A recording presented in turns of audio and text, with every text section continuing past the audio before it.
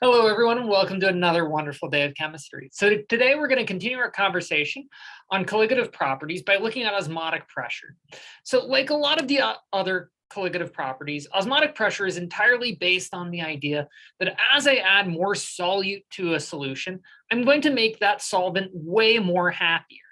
And as a result, what we tend to have is if I have pure solvent, so this would be solvent which is very little solute, so it's a pure solution, those solvent molecules will prefer much more to be in the much more disordered solution. And as a result, molecules tend to flow from pure to contaminated solutions.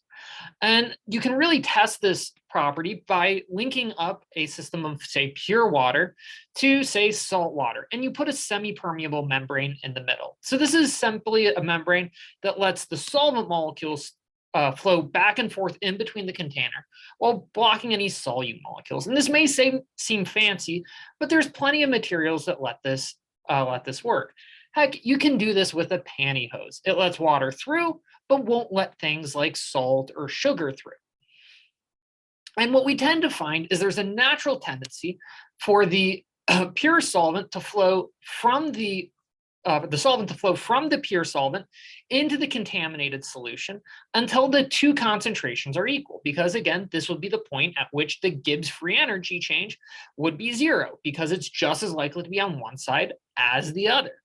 However, it turns out that in practice, that would leave this right-hand side dry and this left-hand side absolutely full. Now, there's situations where that will work, but as drawn here, you'll notice we run into a problem, because as more water flows into the left-hand side, we find it's the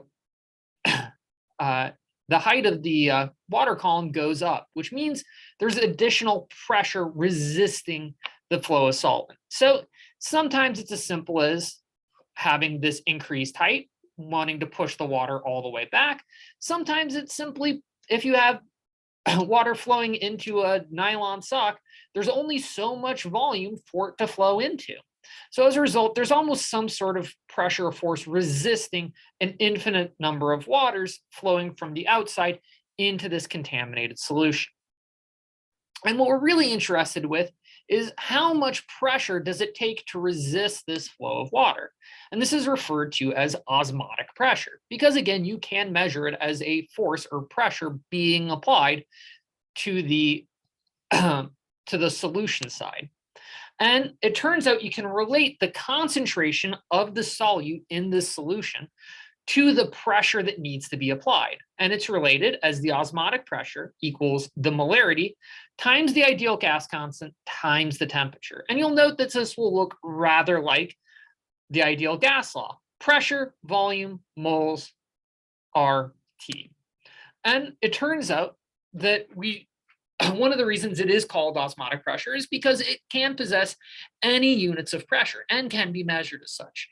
Conversely, the concentration, we're going to need to make sure to keep in units of molarity or micromolar or something similar, because it will have to have units of moles per liter.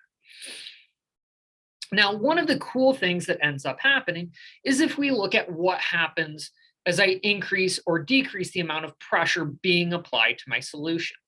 So it turns out if I have a pressure greater than the osmotic pressure, so osmotic pressure is the amount of force needed to resist the water flowing into my solution. If I apply more pressure than that, what we can do is actually force the solvent, or the water molecules in this case, to go the direction you wouldn't expect. They'll go from contaminated to pure. And it turns out this is actually how reverse osmosis is used to purify water.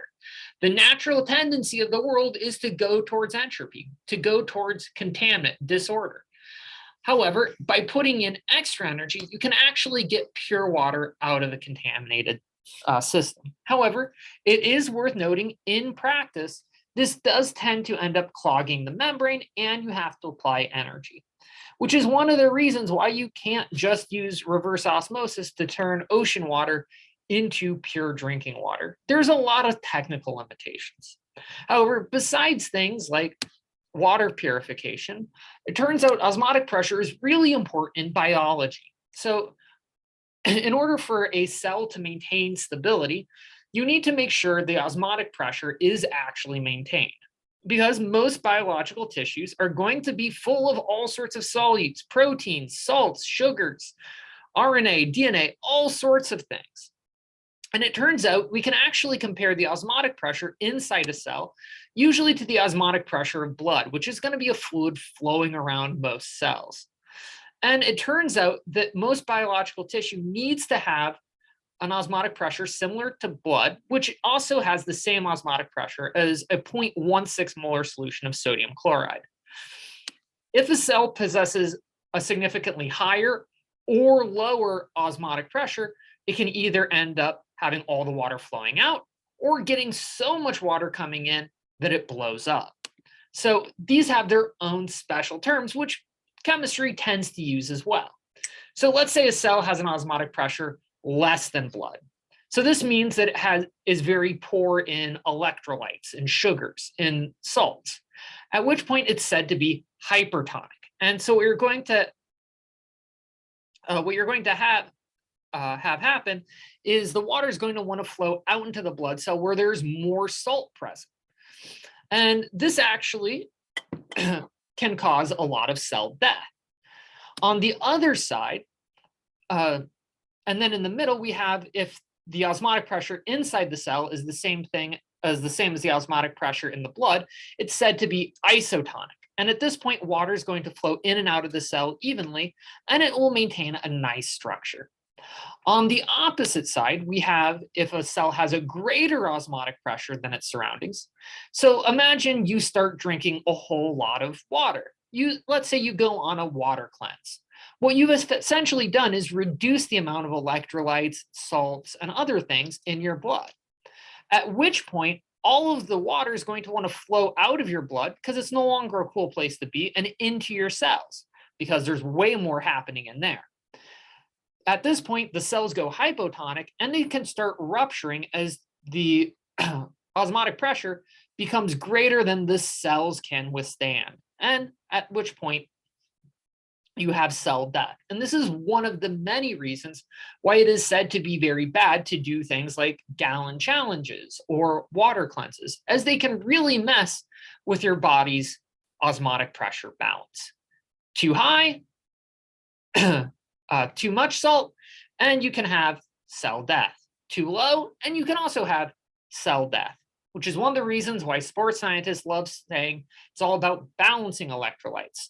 Too little, too much, neither is good. However, one of the big things here is that, as you may notice, the osmotic pressure depends on the total concentration of all solutes. However, we run into a pesky problem of what happens if a solute can start breaking up into parts, like electrolytes. So next time, we're going to deal with what happens with salty solutions as we talk about the Van Hoff factor. Until then, take care.